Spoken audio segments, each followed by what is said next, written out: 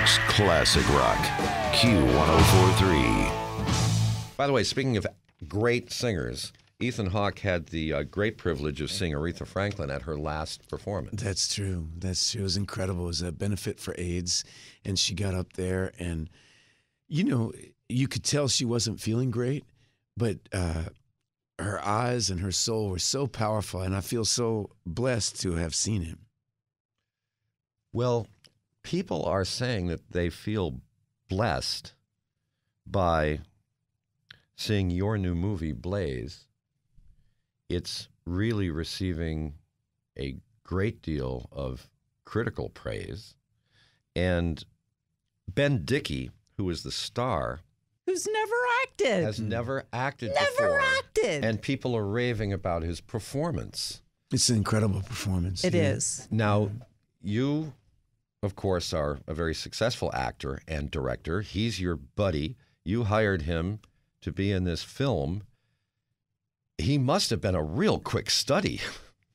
I mean, you know, you don't just walk out onto a set and just be an actor.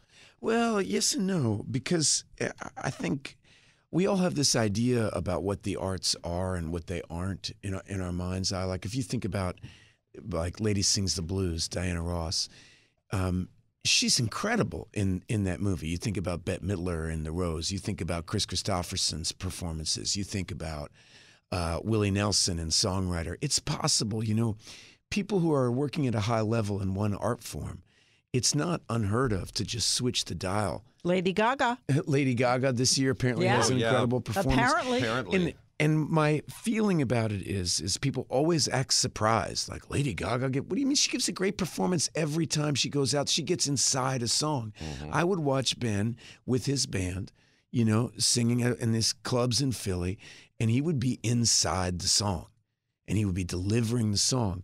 And for years, I was directing plays, and I'd say to him, "Man, you got to get on stage. You got to play."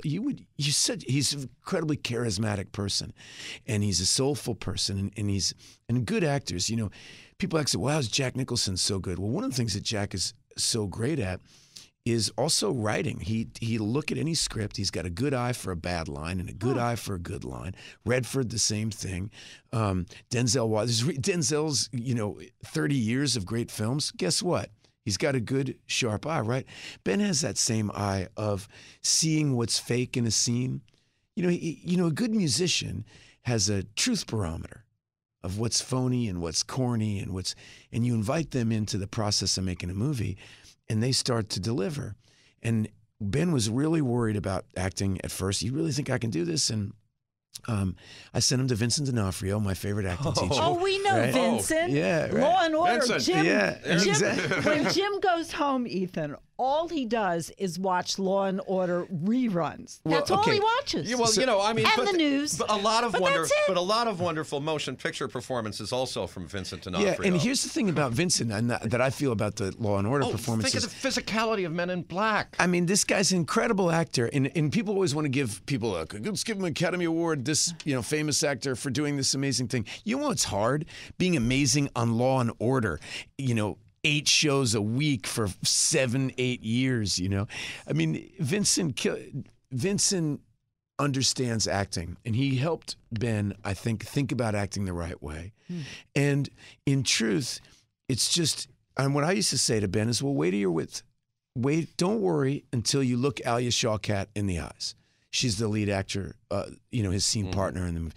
When you look her in the eyes and you talk to her honestly, the way you talk to everyone else in your whole life, his stuff will just come out. Ben cares so much about Blaze Foley's music. Standing up for Blaze was important to him, and I knew there was no way that he was not going to do that. And if he could just discover how fun acting could be, it's like opening up a channel inside yourself. At its best, it can be that. At its best, it's really about being in the service of something larger than yourself. And once you just open up that channel and you ride that wave, it's like music, and something magical can happen.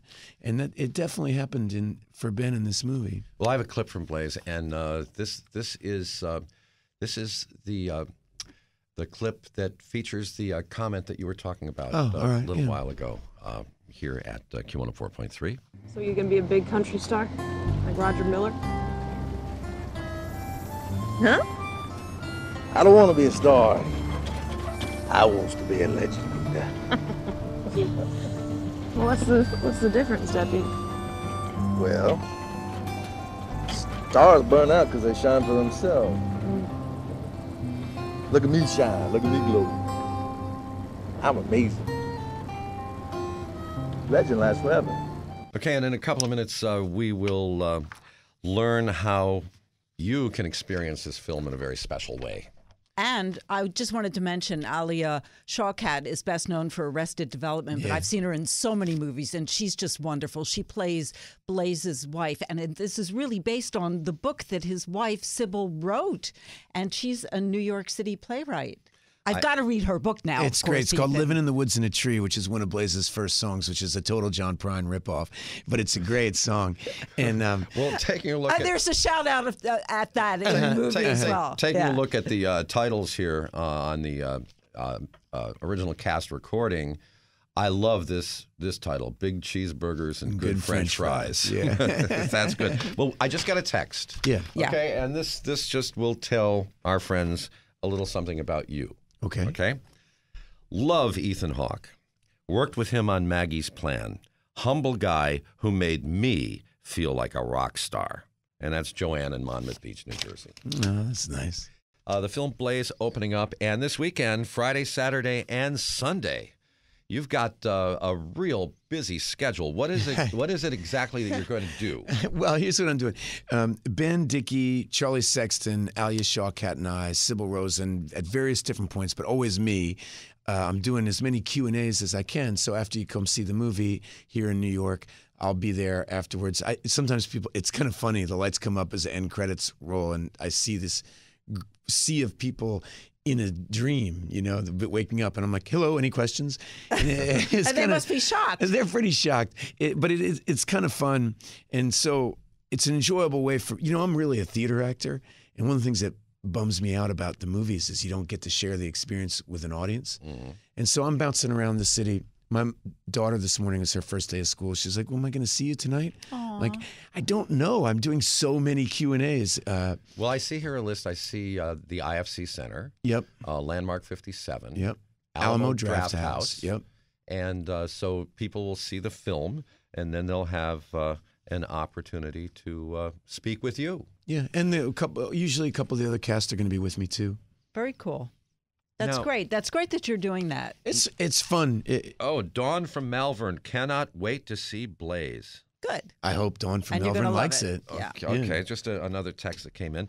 Well, you mentioned you're a stage actor. Mm-hmm. You're a stage actor. You're a film actor. Very different skill sets. You're successful at both. You're a director, stage director, film director. Also very different skill sets. Mm-hmm. Author, another skill set. I mean, you have, maybe it was because when you were young, you just said, I can do these things, and just went for it, because when you're young, you believe you can do anything. But I mean, it's just incredible what you've been able to accomplish, because success in any one of those fields would be something to celebrate. Well, you're very kind. I think there's one of my favorite Dennis Hopper quotes, actually. For some reason, Dennis Hopper's been on my mind a lot. And he said something along the nature of, I'm a farm kid, and I saw no difference between acting, painting, photography, singing, dancing. It was in that building called the Arts Building. Mm-hmm. And I just wanted to get in that building. And I've always related to that. Nobody in my family was in the arts. My father was an actuary. My mother was in publishing. I really loved it, and I've never really seen a big difference in. They're just different muscles, Mm-hmm. And I love being a part of creativity in any way possible. Well, you'll be back on the stage next year. Yeah, I'm doing True West with Paul Dano. Oh, nice. Yeah, that'll be at the Roundabout. I love him. Yeah. Paul's great, and it's one of Shepard's most enjoyable plays. It's a great play. And the opening is set for January? I can't even think about the opening. I get nervous you saying that to me. I'm like, the That's opening close. is when? Right now I'm thinking about Blaze, yeah. Shepard is a huge influence to me, and I think that you might feel a lot of Sam's influence all over Blaze, not just as his play. Hey, talk about doing it, different things. I mean, Shepard was a great actor. He wrote for the movies. He wrote for the stage. Right. His performance in The Right Stuff is one of my, as Chuck Yeager's one of my all-time favorites. And he was a musician, played great bluegrass if you ever hung out with him. And these things are not as different as we all make them feel. We're told as young people all the time that we have to make money. And so what are you going to maximize your impact so you can make money? And you start turning off other parts of your brain. And when you were saying that about me as a kid, sometimes I just blame my mother. I was a only child of a single mom, and she probably gave me too much attention, And so it took me a while before I realized that I wasn't supposed to do all these other things, Well, you also are a philanthropist, and you get involved in a lot of different things. And you're very generous with your time and with your resources. And I just want everybody to know, we have a lot of guests up here. This guy is a good guy. Everything I've read about you, thanks. You just inspired me to say one more thing that I always forget. When Blaze was running around Austin, and he didn't have any records. He had a homemade cassette that he made of some of his music, and he was broke. He often lived in dumpsters. You see dumpsters in Austin say BFI on the side. He'd say that stands for Blaze Foley Inside. And he had these cassettes, and every time he'd sell one for, I think, $7 or $8. And every time that he sold one, he would take one of the dollars and give it to somebody else. That was his deal with himself, so Light in the Attic is doing our soundtrack album, and they're a beautiful record label, and they're giving $1 of everything to the homeless, just as Blaze would have done. Oh. And they're carrying that tradition, and I love that. Okay, well, the film is Blaze, opens today. Thank you so much. Thanks for having me. New York's classic rock, Q1043.